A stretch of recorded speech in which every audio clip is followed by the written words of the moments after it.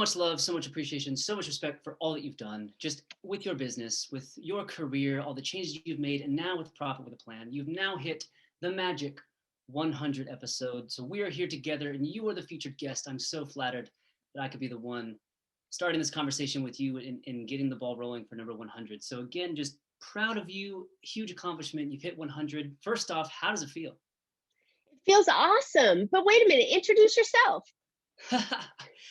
I'm Andrew Lopez, Elevated Shorts. You've probably seen me floating around LinkedIn, which is my favorite place to hang out. I'm just a LinkedIn showrunner and a show host, and I'm here to help guide this conversation with you today on Profit with a Plan. So Marcia, again, thank you so much for letting me be the one to open this conversation up, and let's see where it takes us, my dear friend.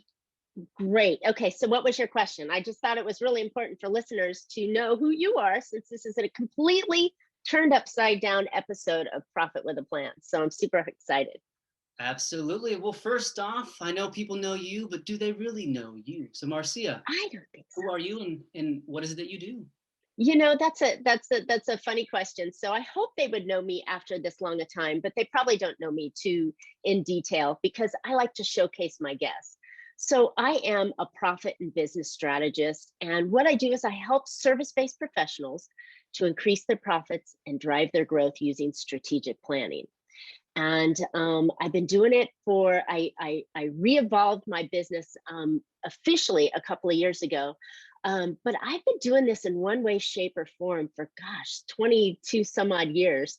And it's really just elevated to this level over the past couple of years. And I'm loving it. I've found my lane, and it feels right. Absolutely. You nailed it. You found your lane, you found your stride, and you found your stage. And I think that is the most important piece. Finding your stage, whether it be virtual, whether it be just at our home office, it's finding that stage, communicating that, and leading with what we're passionate about. So again, I love what you do. And one of my favorite things, and I know we've chatted about this in the past, and it's something that, I've been so resonated with, my dear friend, Rob Sharkey, life coach out in Seattle, Washington, speaks about the ground floor. Such a powerful thing. And all of us in some way, shape, or form have gone back to that ground floor, right? Whether that be professionally, whether that be personally. I know Elevated Shorts, my small business, I've had to really go down and scrape that ground floor and lead from that. So with Marcia, I know this is something that you really resonate with, and it's one of your core values. Yes. With what you do as a profit strategist. So question just right off the bat in with the ground floor is, how can we remind people that it's okay to go back to the ground floor? But what are you encouraging people when it comes to their business? Why should they be going back to the ground floor and kind of restructuring at a time like this? Great question. I think this is now more than ever, it's super important to strengthen our foundation. And most business owners that I talk to these days had some sort of a genius moment or an idea that they thought that they could do something better. And then they took that idea and then mistakenly threw a business around it and went out.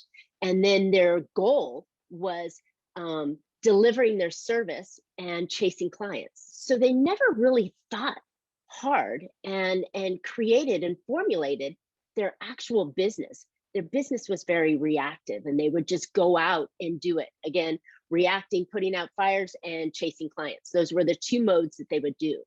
So what I encourage most of my clients to do is just go back down to that ground floor and really figure out what it is that they need to do to strengthen that foundation. Because many businesses are often built on a wobbly foundation, or even toothpicks, or that house of cards, right? One strong, blowing of the wind is going to knock that house of cards down because the foundation isn't really there. And so when I talk about the ground floor, as you did, it's really to say, all right, what are the 5 pillars that we need to focus on? What are my numbers and my financials, and really what's the money coming in and going out, and how can I maximize that to get the most impact from it? The second pillar is, what's the organization and how's it working? So that's your who, what, why, where, when, and how you do business, and all the pieces that put it all together for you. And then it's got, and I know this isn't in any particular order because some clients I work with one versus the other first and second, but then you've got your product what are you offering? And why is it important? And what does your client want to buy? And do you understand that client relationship and who that is? So we've gone the numbers, the organization, the client. And then, as I like to say, if you're not marketing or innovating, your business is going to die. So you've got to get the message out. So how is your message structured? And who are you talking to? And how are you getting to them? And then if you stack all those up, you've got a growth plan. Now, how do you grow your business and scale it? And these are so important. And business owners forget to work on the business, and they just chug along working in the business, hoping for a good profit, hoping for a good result. It's not the way to do it. No, not at all. And I think you nailed it again. It's one of those things where we have been reminded again to use the ground floor, to go back to that. We might have been on the 5th floor or the 17th floor or the 12th floor. And then a year ago, we all kind of had to come back down. Some of us tried to stay up here, right? Some of us tried to stay up, but we all had to come back down to that ground level. Or as you said, Reevaluate. exactly. And as you said in the beginning too, where we might have built our business day one and we might have been on the 5th floor day one with nothing else, no foundation, no anything figured out. And then you Built get in the into the clouds. road and there's nothing below number 5 Right. in this example. So I love what you've put together. And you said something when it came to reacting. And Mm. it's one of those things too that, there you can respond to something or you can Yes. react to something. And Yes. for what you see with your clients or what you see generally in business, what does that difference look like? How should people respond over just reacting when it comes to their business? Mm. So when you have a plan, when you know exactly where you're going for, say, this year or this month, and you know exactly what those goals and pieces are, and you've reversed engineered them to know what the steps are to get there, when someone throws a rock at you, or when something happens, or something, we all have to plan for it. Nobody planned for COVID, but it happened. Or a client blows up, or a deal blows up, that becomes the reaction. And then you stop the forward momentum of your business to handle and react to that problem. My piece that I coach my clients to do is to say, okay, how do we plan for these kind of situations, right? And have a standard operating procedure to make sure that it's not a reaction. And then when the wind blows and knocks that piece down, we're able to slow down, we're able to pick it back up, deal with it appropriately in a positive forward moving business reaction or response, and then continue back on our path. Most businesses, like I say, when we're reacting, is they're going this way, and they're just putting out fires rather than saying, here's the path I want to take.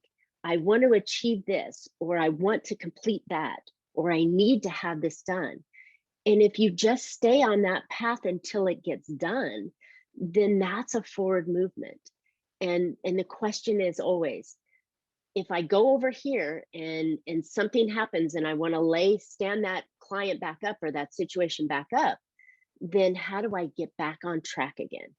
And I think that's the missing piece, is that if you're reacting all the time, you're just standing them up and then that one fell down, and you're standing that up and then that one fell down, and you're standing it up, and you're not physically moving your business in the direction that it's supposed to be going in.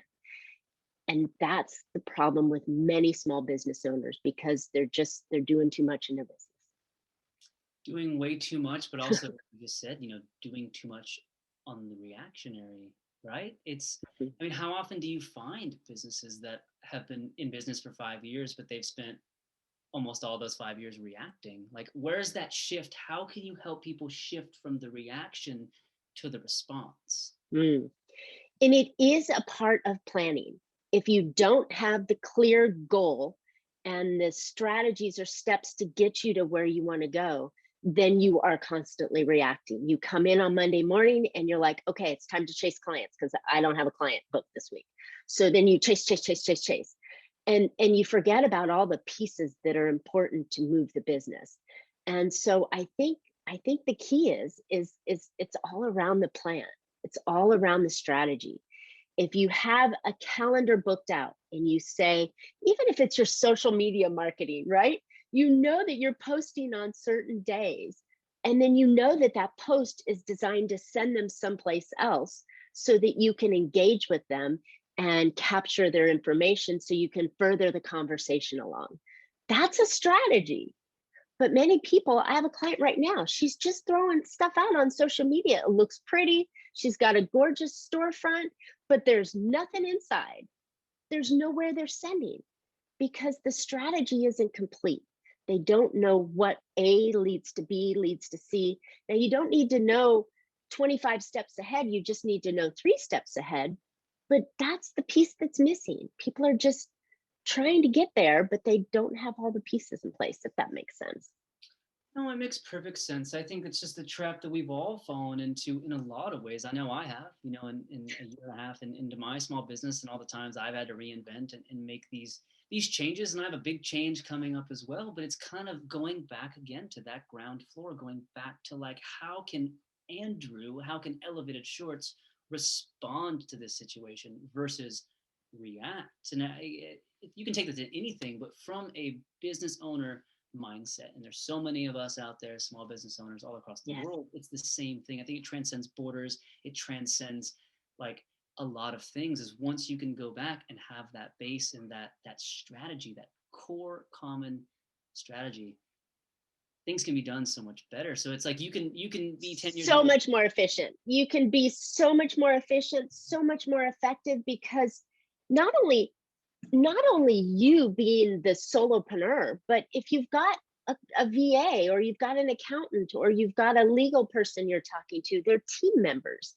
And when you're clear and concise on where you're going and how you're going to get there, now whoever's on your team starts to help pushing that boulder up the hill.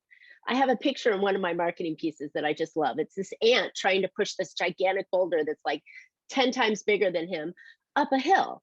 And that's what we are in business. And the easier we can make that by making sure that everybody's moving that boulder in the same direction, pushing at the same time, it makes business happen. And it is everything I do is working on your business and not in your business. And that reactive and that client chasing and the fires and the just getting up and trying to move the business forward is in the business. But when you have that time where you work on it and you figure out, who am I talking to and why am I talking to them, and where am I going to get my next client, and having that piece in there, and how I'm going to deliver my product or service to them in the most efficient, effective manner. And how am I spending my money to make sure I'm getting a return on every dollar I spend it? These are things that unless you're taking a step back out and you're really focusing on the core pieces of the business and the core moves, and you're setting out your next 5 moves, then you're not moving. There's no way to really get it to there. It's just a hope. And I like business plans. I think it's essentially important to have one, but a business plan is not something that you file in December and come March or even February, you haven't looked at it again. These plans are your roadmap and your guide to moving your business forward. And I know this is kind of a long-winded answer, but that business plan should be open on your desk. It has prime real estate there. And it's actually telling you what you need to do. So you're working on that plan and developing it and massaging it and, going back and forth like a sailboat does every day. The decisions you make are based on the plan that you have. Is that going to get me closer to the goal? If not, then I probably want to table that until I've met my goal. Exactly. So you could say just generically that the first response is starting to work on, not in. Yeah, because again, we open our doors and we wrap a business around it.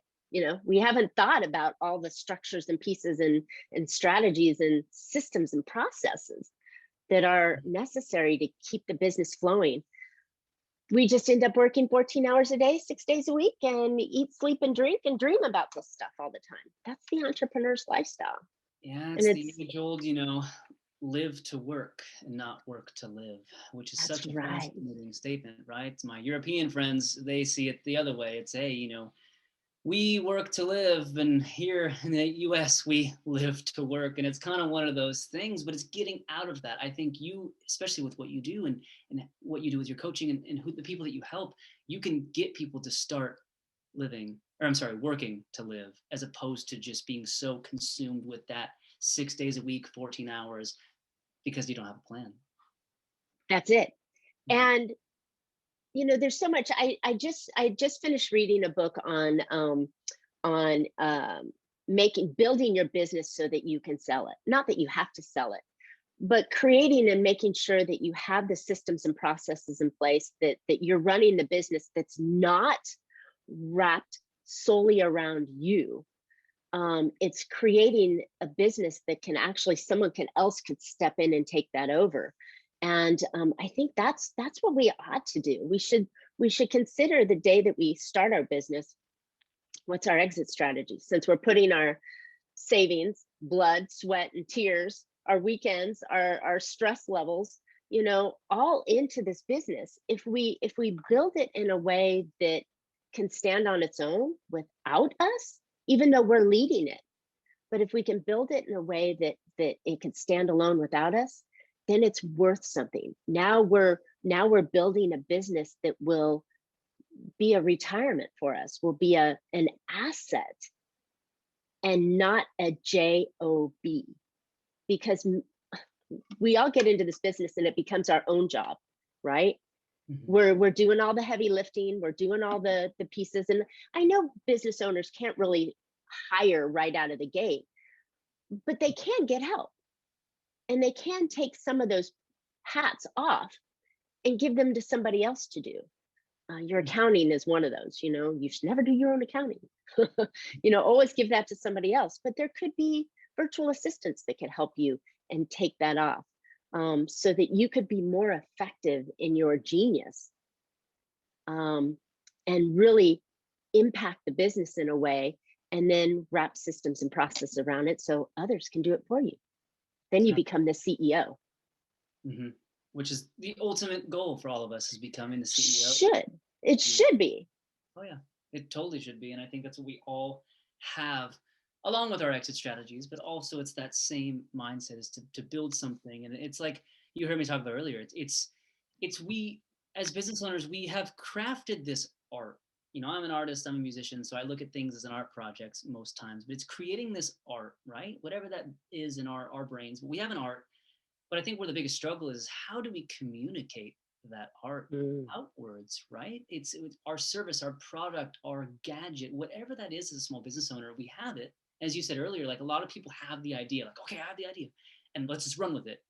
But then you have to build everything else around it. So it's that same type of thing, is how, along the same lines, like how do you see from a strategy set point of view, or even just a planning point of view, like how can we best be communicating our art, not even just through marketing, just communicating our art outward with our business?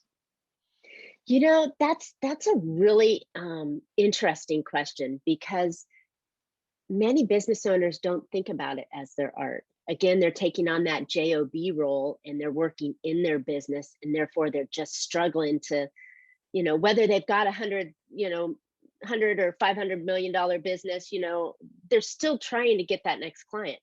But when they do take a look, like you just explained, and it becomes, this is my service to the world, right? I'm here to help, I'm here to lift. And when I took that model on, I really get involved with my clients, and I get involved with their business, where it's almost my own baby that I'm raising and getting going. But I think that we all need to be able to communicate our skill, our service, our product in a way that comes from here, but also comes from them, right? The consumers don't want to be sold. They want to buy something to solve a problem they have. And until you can communicate from their point of view, then you're always going to be selling instead of letting the consumers buy. And it's a different mindset. But you can't do that without doing that ground floor work on really understanding your ideal client and customer, whatever the word is, and what problems that they're willing to pay for to get solved.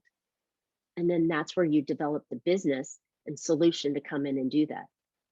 It's solution based business that can only grow and have that blue ocean kind of environment that makes business successful. And then it comes from your service that you're giving, your service or product that you're giving, and the impact that it has on their lives, the consumer's life.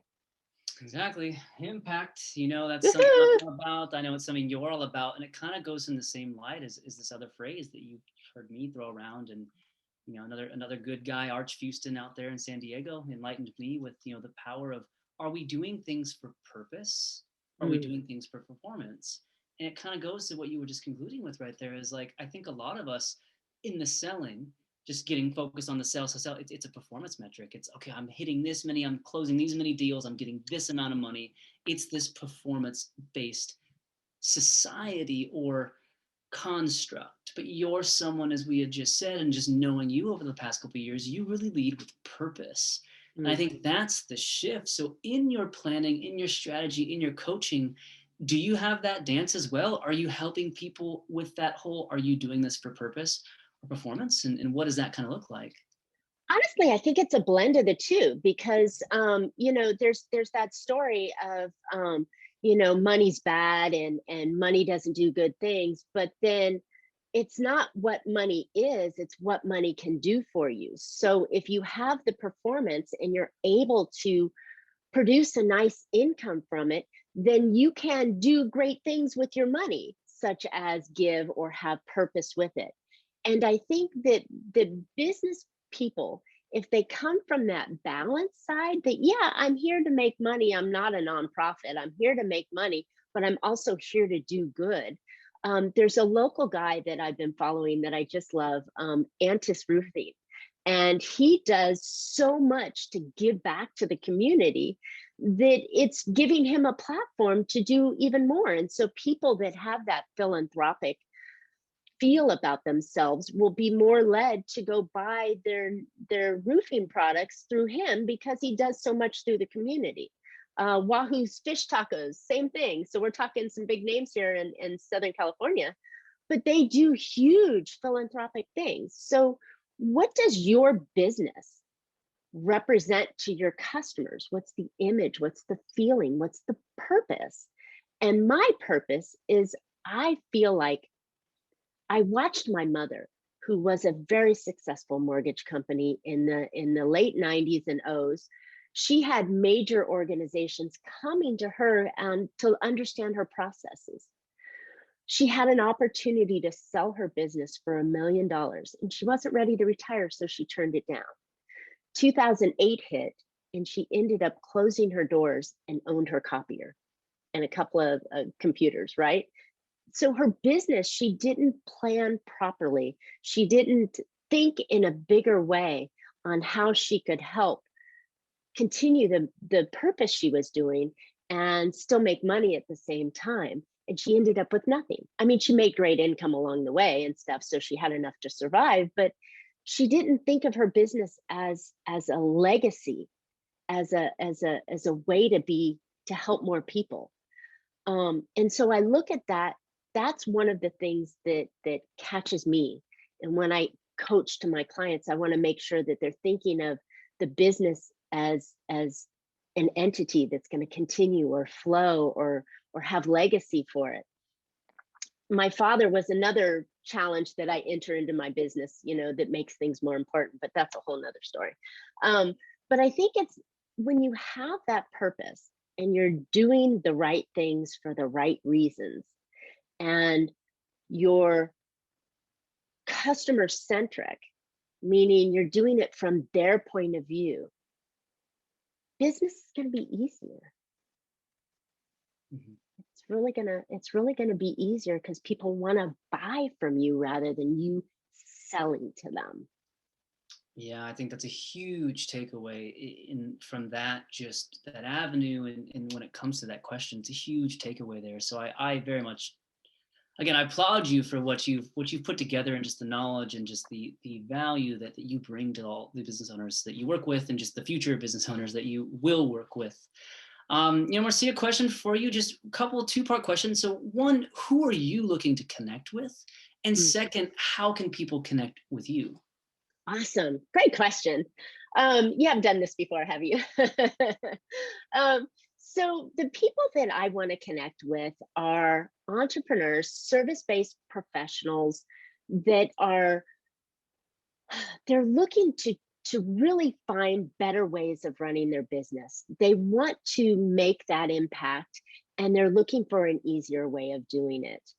The systems and processes that I have, and the methods that I use, my thriving profit method, has really made a huge impact with my clients in the way that they look at the business, the way that they're attracting their clients, and the profits that they produce. So it's been a real joy. So again, professionals, smaller businesses. Some people call them the micro, economy, or the mom and pops kind of things, but small businesses that really want to make their business better, stronger, and more profitable. I love it. And then where can people find you? How can they connect with you, Marcia? Thanks. So actually, I've got a great new program that I'm running where I'm sharing 3 strategies that I use with all of my business clients to really help increase the trajectory of their growth that they're going on. Hence my company's name, Trajectory Consulting. But you can catch my webinar coming up every other Thursday, and you can go to thrivingprofit.com, and you can register for that free webinar where I'm giving away just super valuable information that can help business owners, and they can put that to work right now. And then, I do right now, I do primarily one-to-one consulting with my clients, and you can always reach out to me at trajectorybiz.com. Perfect. Look at that. You are one with value, a lot of value, and you are also one who opens many doors for other people, which is one of the greatest gifts that we can give to other people Yes. out there. So again, I applaud you for what you've done. Mega cheers to you, Marcia, for hitting 100. Thank you for your enthusiasm, your time, your trust in me as your guest host, but also just be very proud of what you've created with the show, Profit with a Plan, with your business, Trajectory Consulting, and just with who you are. I've been very thankful and grateful to be just connected with you, and all that you've given me with Elevated Shorts and the advice and the guidance, and it's been a beautiful thing. So much love to you, and I really hope that that people can really just understand the power of what a simple, yet can be complex, but what a simple strategy and just a ground floor idea can really do for your small business. Love it. Thank you, Andrew. I appreciate you being the guest host on Profit with a Plan. You've definitely put a nice flair to it. And happy 100. Yay! 100. Cheers to you. Congratulations.